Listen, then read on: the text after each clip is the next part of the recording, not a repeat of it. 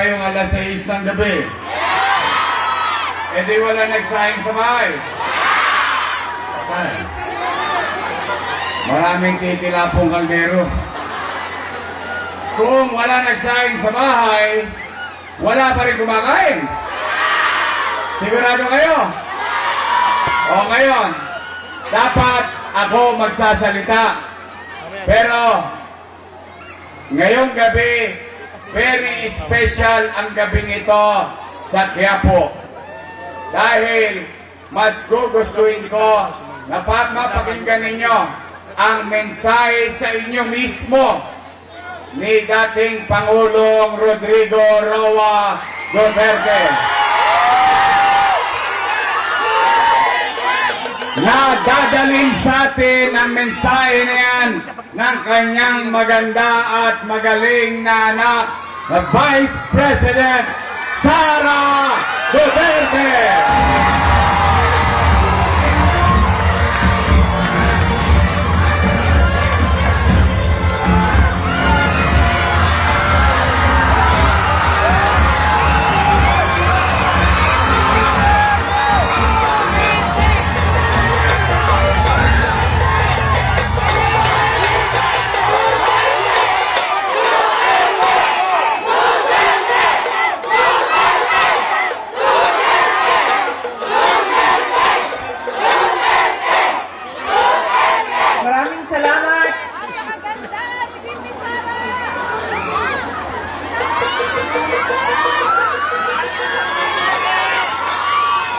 Assalamualaikum warahmatullahi wabarakatuh. Madayaw mayong gabi kaninyong kanan. Magandang gabi sa inyong lahat. Unahin ko po muna ang aking mga pagpapasalamat. Nagpapasalamat tayo sa ating babalik na Mayor Isko Moreno Dumagoso sa kanyang pagpapahiram sa atin ng stage, ng ilaw, ng kuryente, ng mikropono para mapaabot sa inyo ang aming mga mensahe ngayong gabi na ito. Pangalawang pagpapasalamat ay sa inyong lahat, mga kababayan, dahil marami sa inyo ang hindi pa kumakain, hindi pa nagluto, pero nandito galing pa sa trabaho, pero nandito kayo para makinig sa amin at sa aming mga mensahe para sa bayan. Maraming salamat po sa inyong lahat.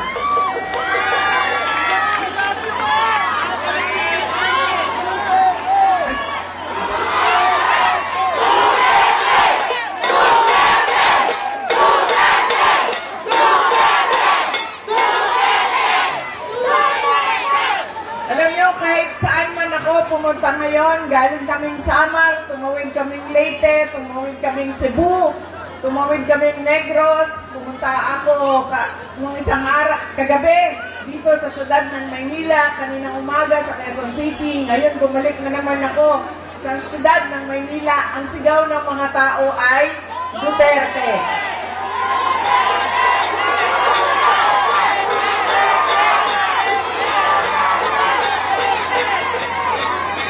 Baka lang po, nakakalimutan ninyo na hindi po ako kandidato ngayong eleksyon na ito.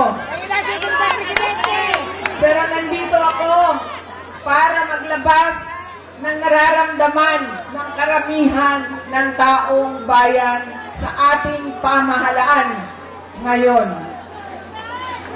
Pero tapusin ko po muna ang aking mga pagpapasalamat. Ang sunod po na pagpapasalamat ay mula sa akin, personal, sa inyong lahat, mula sa mga kasamahan ko at sa aming opisina sa tanggapan ng pangalawang Pangulo sa inyong patuloy na suporta at pagtitiwala sa aming lahat. Maraming salamat po sa inyong mga kababayan.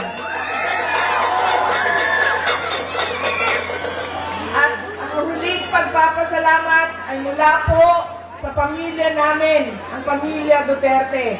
Napakalaki ng utang na loob namin sa inyong lahat, sa pagkakataon na ibinibigay ninyo sa amin na makapaglingkod sa ating bayan. Dako, kaayo, ang amuang utang nga kabubuton kaninyong tanan sa oportunidad na ginahatag ninyo kanamo nga mga makaserbisyo sa ato ang nasod. Daghan kaayong salamat.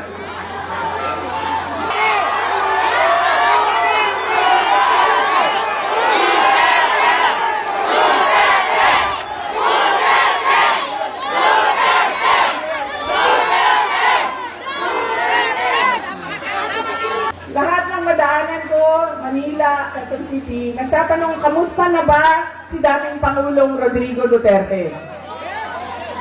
Ang dami ng mga hindi ko kilala nagsasabi, ikamusta mo kami kay President Duterte? Kahit hindi kami magkakilala mga kababayan natin kung saan-saan. Okay lang po si Pangulong Duterte. Wala naman po siyang problema sa sakit. Ang kanya lang ay hindi siya marunong sa gawaing pambahay. Hindi siya marunong maglaba, hindi siya marunong magluto, at hindi siya marunong maglinis ng kanyang kwarto. At isa pa doon, siya ay may edad na, 80 years old, si Pangulong Duterte. Ano siya daw?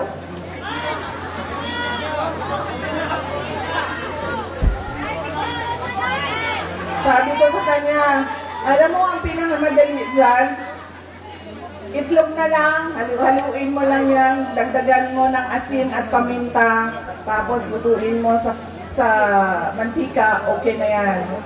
Sabi niya sa akin, hindi nga ako marunong magpakulo ng tubig, magpaluto ka pa ng itlog. Yun lang naman ang kanyang challenges, o nahihirapan siya doon sa loob. Noong may Coke Zero doon sa supply kasi may vendo siya. May vendo sila. Kanina tumawag siya sa akin. Ganun pa rin, kinakamusta ko siya. Kamusta ba? May nararamdaman ka ba? Masakit ang ulo mo, masakit ang tuhod mo. Sabi niya, hindi. Masakit lang ang aking puso. Sabi ko, sabihin mo sa doktor, sabi niya, bakit masakit ang puso mo? Sabi niya, ay, nawala na kasi ang mga girlfriend ko.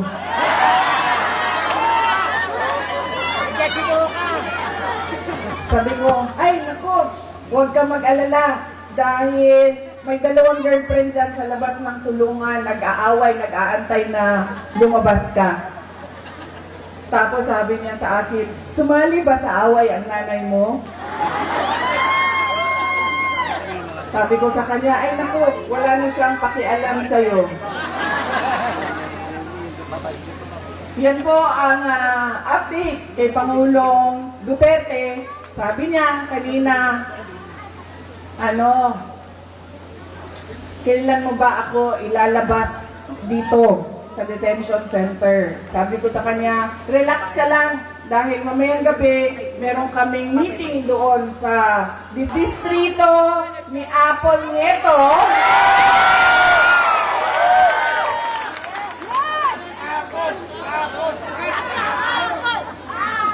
At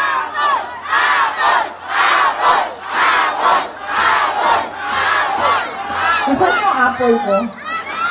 Yung mga nagtatanong kung kamusta si Pangulong Rodrigo Duterte, meron po kaming maliit, short, maikling video para sa inyong lahat. Death rate in poverty in the Philippines is at its highest in 21 years. Teacher says she often complains about being hungry. Mapapabili ng isang babae dahil naman sa konsehan sa droga. Pinagtataga hanggang sa mamatay ang natutulog na maglola. Bugbugin ng dalawang Just remember, no? At bakit yung mga tao gumagamit ng drugs? Ito, meron din sila addict na Gala, mga batang nagra-rugby, nagkalat sa gitna ng daan. Mga taong pinagbabaril habang pili ng pagkain sa karinderya. Kalat Sa social media ang video ito ng pamamalit sa pamamalit. Instead of going to school, they spend their days scavenging. Napapagenteng trabaho ang suspect at gumagamit pa umano ng droga. Good luck sa atin lahat. Sa halip na tutukan ang kumakalam na sikmura ng mga Pilipino. Krimen, droga at korupsyon.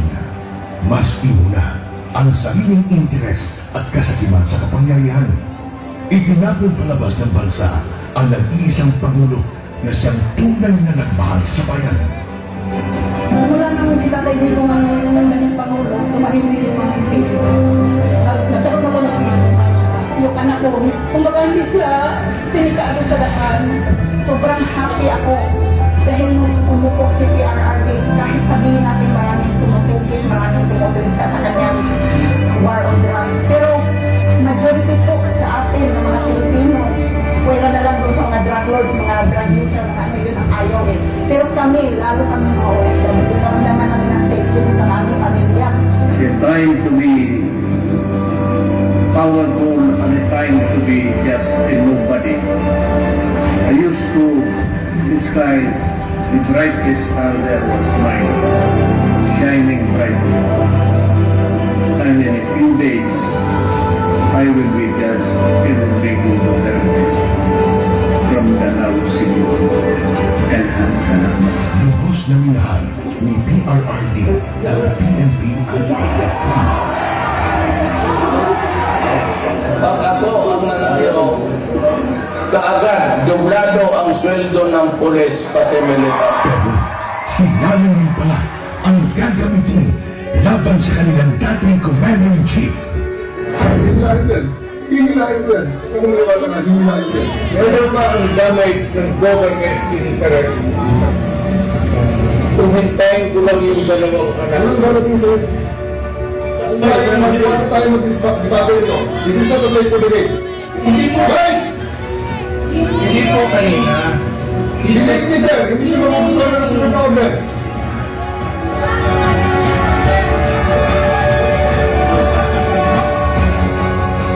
Napilitan sa serbisyo ang iba dahil sa order na isang bangag na namumuno sa kanila.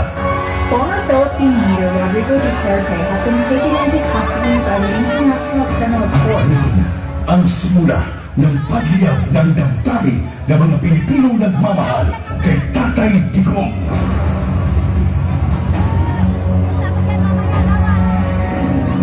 Lumiyab ang sambayanang Pilipino.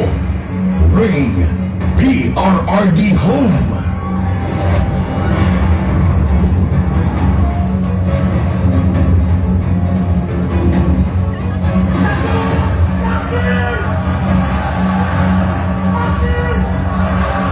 Iisa lang ang sigaw. Duterte saan man sa mundo.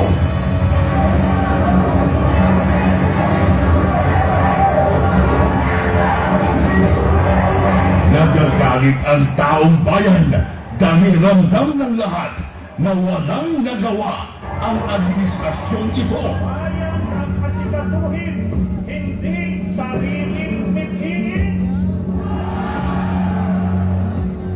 Nais nating katawanin ang nagkakaisang damdamin ng milyon-milyong Pilipino at isatinig ang kanilang pinag-isang pilipinin para sa isang mapayapa at nagkakaisang Pilipino.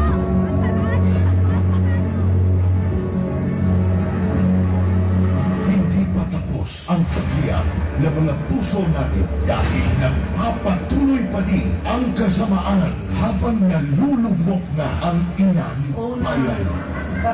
Ikaw at ni Marcos ang atong vote deserves. Sa pagpapatuloy ng oral arguments sa 89.9 billion peso transfer ng pondo ng Philippine Health Insurance Corporation sa National Treasury.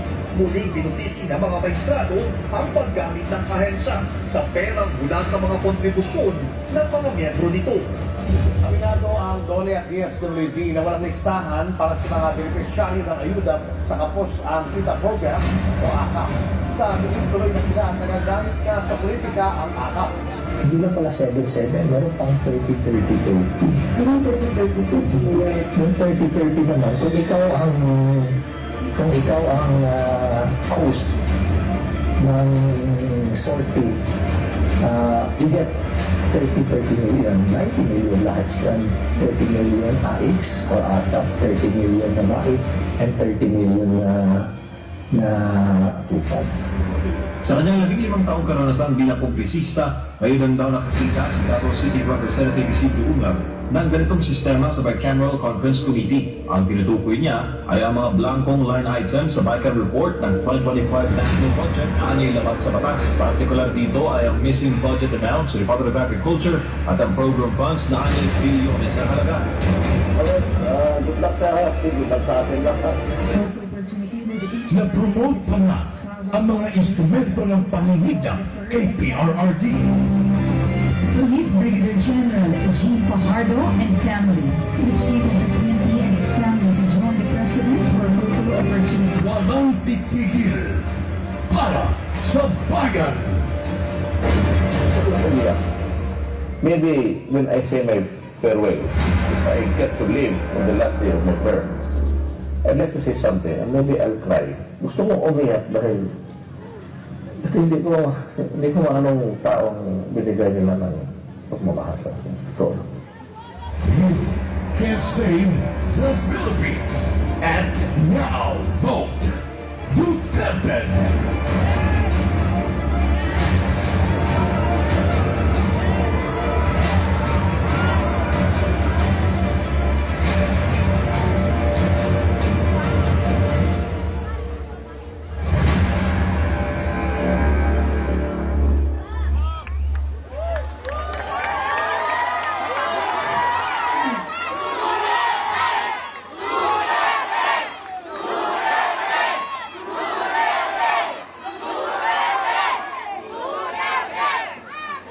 Sino yung mga maranaw dyan sa likod kanina?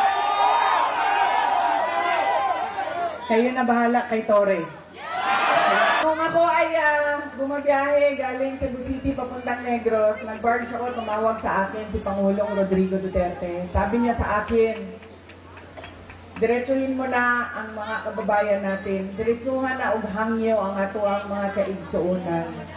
Na diretso ang boto ninyo para sa 10 senador ng mga Duterte.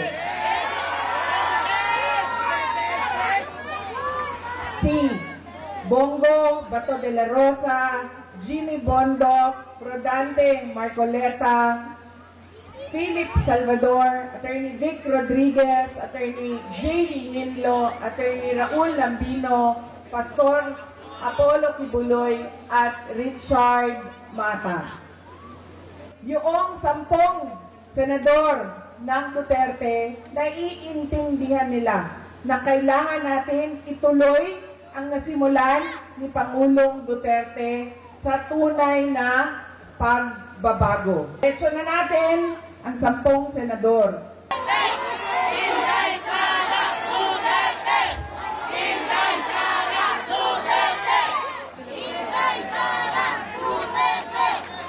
Mga kababayan, ang lahat ng ginagawa natin ay para sa Diyos, sa bayan, at sa bawat pamilya Pilipino.